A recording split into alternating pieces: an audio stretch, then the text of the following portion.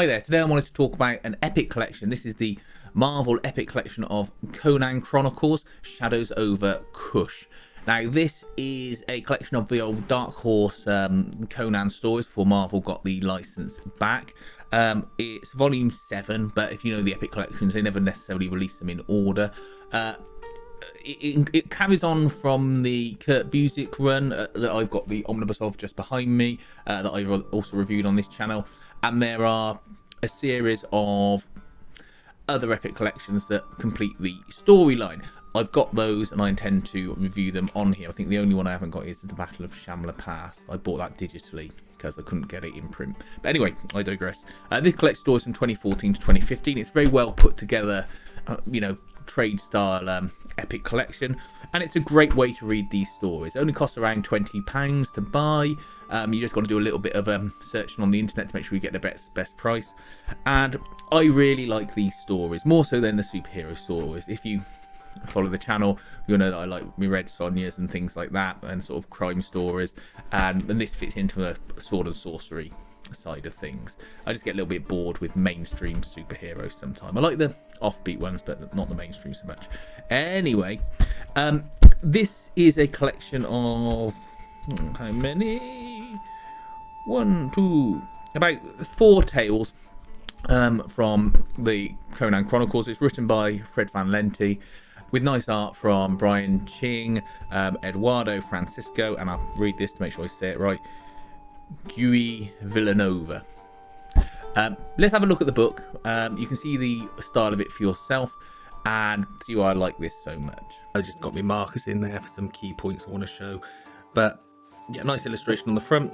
As with these epics, you get the volume number, the years this one covers from 2014 to 2015, and you get a little bit of blurb saying what the story is, and it says here it collects Conan the Adventurer issues 1 to 19, so you get a good bunch of issues for your money. Now let's have a look at the book. You get the list of other epic collections in the series here, so you know what order. These are the ones in the Kurt Busiek omnibus that I've already reviewed on this channel. Great omnibus, slightly different style of artwork, so better suited to the large omnibus format, to be honest. These other ones here I couldn't get reasonably priced in paper format.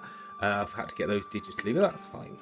And then you get a list of the stories, years and publication dates, and page numbers, which is always useful. And you get some nice cover art in there as well. So this starts off by seeing Conan in a bar adventuring, and you get a very familiar looking wizard. Well, he's not a wizard, he's a sort of trickster person in the bar, but he's obviously meant to look like Doctor Strange. Conan's pissed up, there's some things going on, and this results in Conan ending up in a pit, and whilst he's in there, there's an undead escape going on. So there's lots of sort of undead creatures, there's a case of mistaken identity, and then there's also a sort of witch doctor wizard type person, this chap here, who he gets tangled up with. Conan ends up defeating these undead creatures, and the final page of that section is this pig monster being created or born. I think he bursts out of somewhere, if I remember. Yes, he does. There we are. He comes out of some poor chap's stomach that's on the cross. Then you get the next part of the Shadows over Kush story. Nice bit of artwork there again, and a bit more of the pig monster there. I'm whizzing through this because I don't want to spoil the story too much. But suffice to say, there's a political struggle over the city. There are various factions involved. This doesn't mean that it's boring and talky. There's lots of action. Conan ends up having to rescue this girl who's being tortured. She's had her tongue cut out. She becomes a regular character in the series thereafter. The city falls, and Conan and the girl Diana end up in the desert and sort of join forces, or join up with this band of nomadic warriors. Things seem okay. This bloke not so okay in a bit, as we'll find out why. But obviously Conan doing what Conan does fits in quite well, and they do some adventuring and pillaging together. But while everyone's away, this dude, well, quite strong, he wants to rape her. She doesn't stand for it, and he gets his comeuppance. It's great art. It's a great story. It really flows well. You can tell there's care and attention put into this. I don't think the writers would have stayed with the book for that long if they didn't. I just like these stories. They're fun. They're fun stories. And because, and this, well, I say this with all of these sort of Conan or Red Sonja stories, because they're so, say, legends, they can get away with the fact that they can just fudge any continuity that they want to. They can just start it off by going, the Conan Chronicles say this, and then that's it. That's your only in. You don't need to worry about various continuities, because you can say, oh well, they just made a mistake with that, you know, it was just lost in the sands of time. And I think that's a fantastic storytelling tool that they've got at their disposal.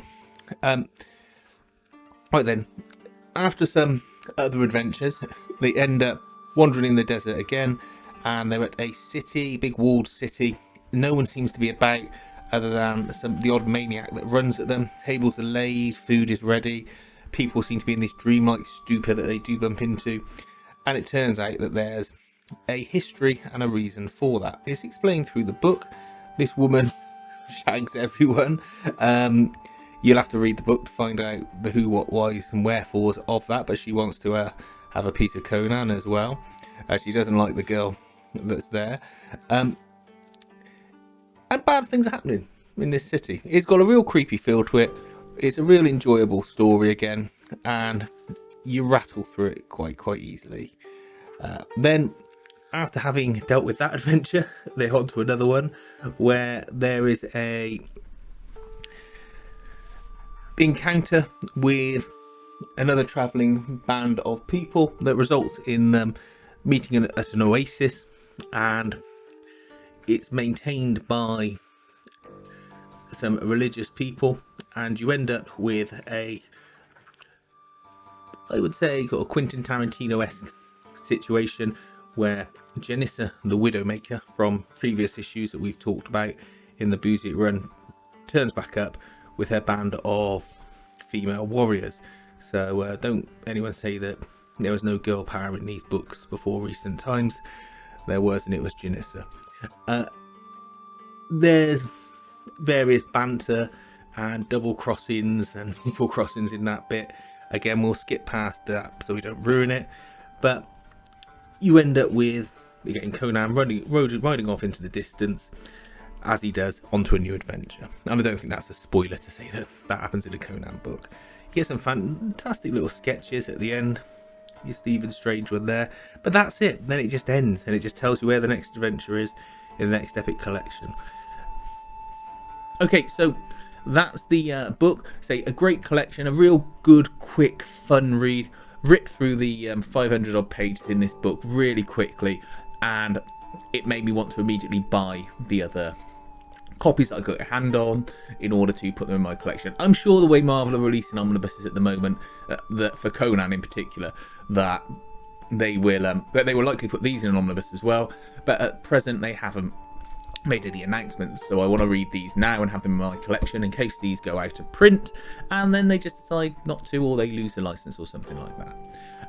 And if they bring out an omnibus and I like the look of it and it's not overpriced, I will very well sell these ones and trade up for an omnibus, because these are the ones I want to keep. Not so worried about the Savage Sword of Conan or anything like that they're currently ripping through, but these Conan Chronicles I really like. They're just modern enough with that sword and sorcery element that they tick all the boxes for me.